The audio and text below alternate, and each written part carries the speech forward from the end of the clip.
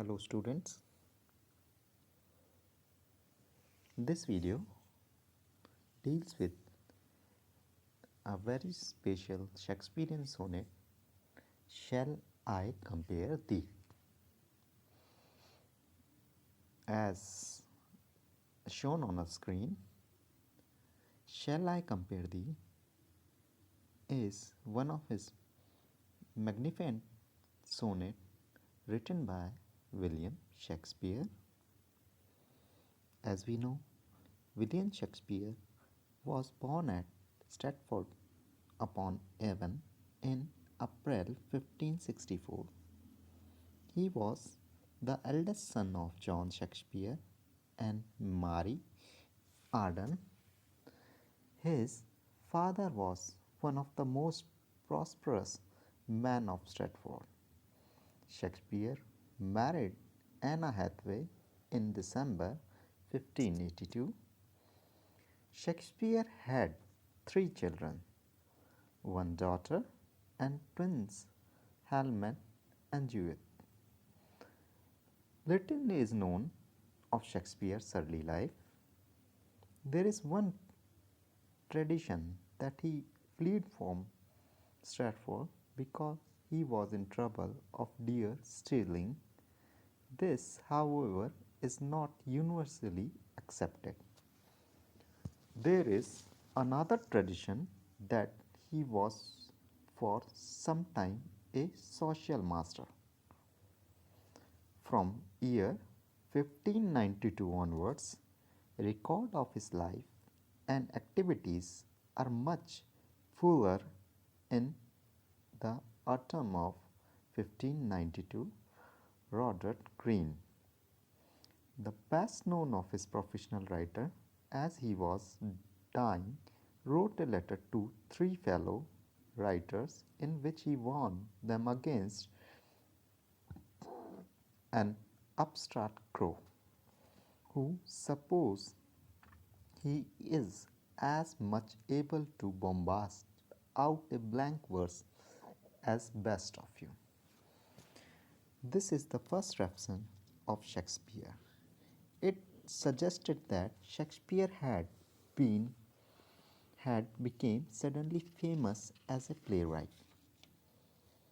In year 1593, Shakespeare published his poem Venus and Adonis, which was dedicated to the young Earl of Southampton. It was a great lasting success. In year 1594, his second poem, Rape of Lucre, was published. By the year 1594, Shakespeare had written about 9 plays. Soon after, he wrote the first of his greater play, Romeo and Juliet. In year 1598, Christmas, the players re-erected a new playhouse on the south bank of the Thames. By the summer of 1598, Shakespeare was recognized as a greatest of English dramatists. Booksellers were publishing his most popular plays.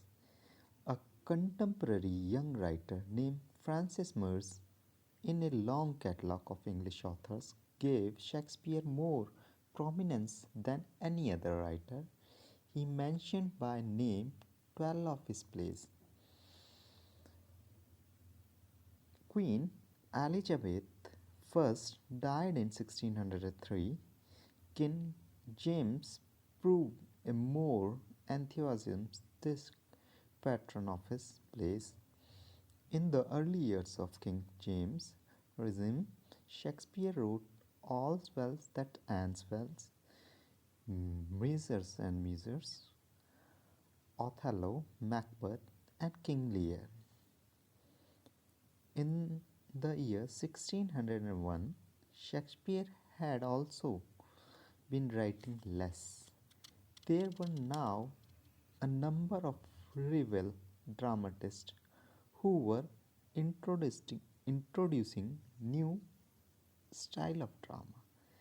Chief among them were Ben Jonson,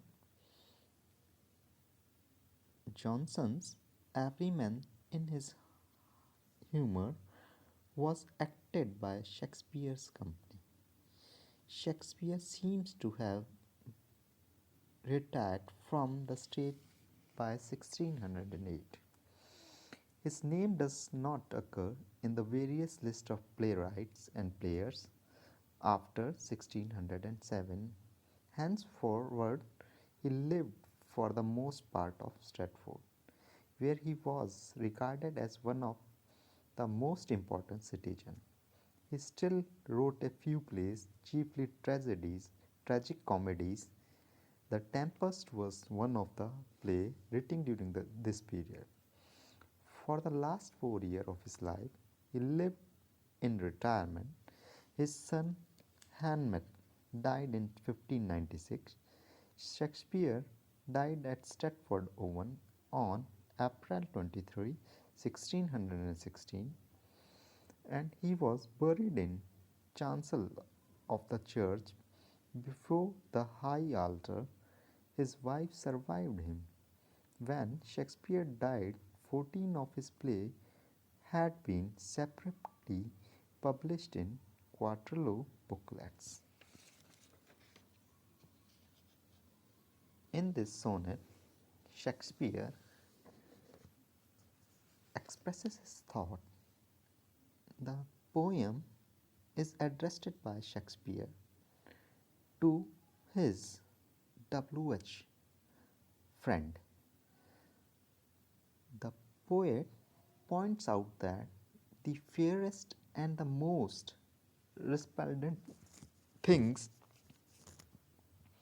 decay and decline by the chance or by the law of the nature, but the beauty of his friend will not suffer the ravage of the death. The beauty of his friend has been immortalized by the poet in his poem. The sonnet can be analyzed thus. First, the poet thinks that the beauty of his friend is more lovely, lasting than the beauty of the summer day. Beautiful flowers are shaken by the rough winds, and beautiful days of summer soon came to an end. The sun shines brightly in the sky, but even the brightness of the eye of heaven is dimmed by the clouds. Beauty is ravaged by the passage of time. Beauty of the poet's friend will not be ravaged by the power of the death. It will not fade away like other objects of beauty. The beauty of the poet's friend has been immortalized by the poet in his poem with the help of his words. So long as his poem will last and live, the beauty of his friend shall continue to hold its own. Time will not be able to play havoc with the beauty of his friend. Regarding this sonnet, A.L. Ross observed the first of the sonnet to become very famous set a fearful problem in turning it into prose.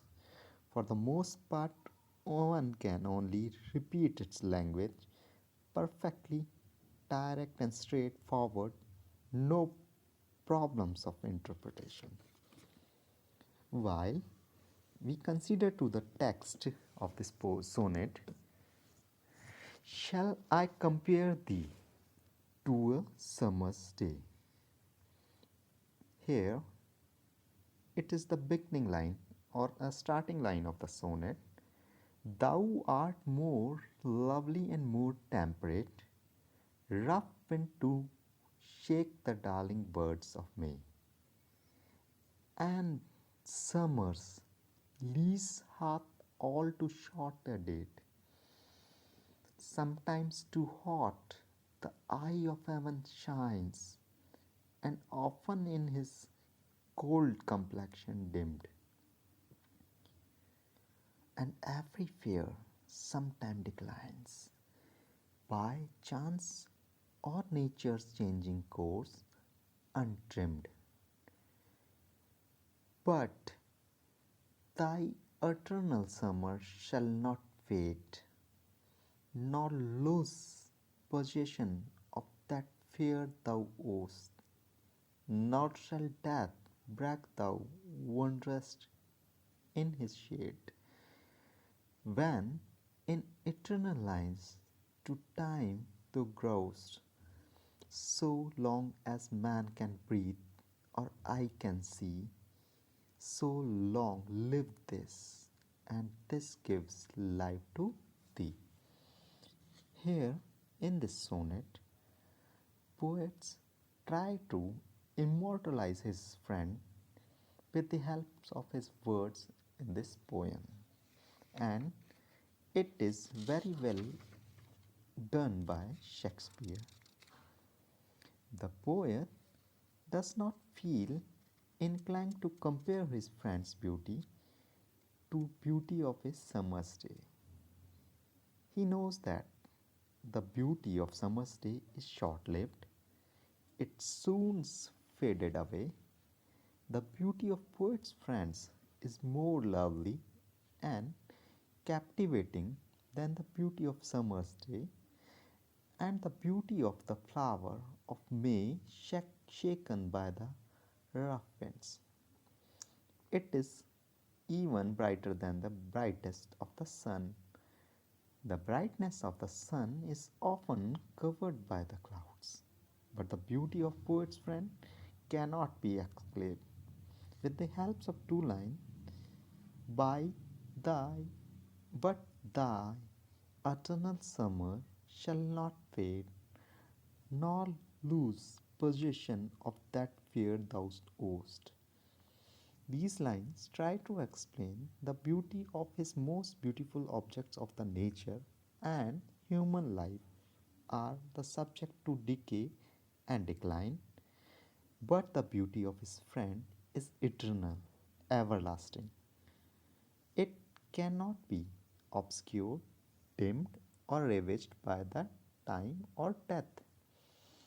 The beauty of his friend has permanently been enshrined and immortalized in the poem of the poet. So long as the song or sonnet of the poet will last, the beauty of his friend will last. His poem has immortalized the beauty of his friend. The last concluding couplets of this sonnet expresses Shakespeare's thoughts towards his friend that so long as man can breathe, so long as man can breathe or eye can see, so long live this, and this gives life to thee. These words, or we can say that these concluding couplets, make his friend everlasting, lasting, immortalized in the world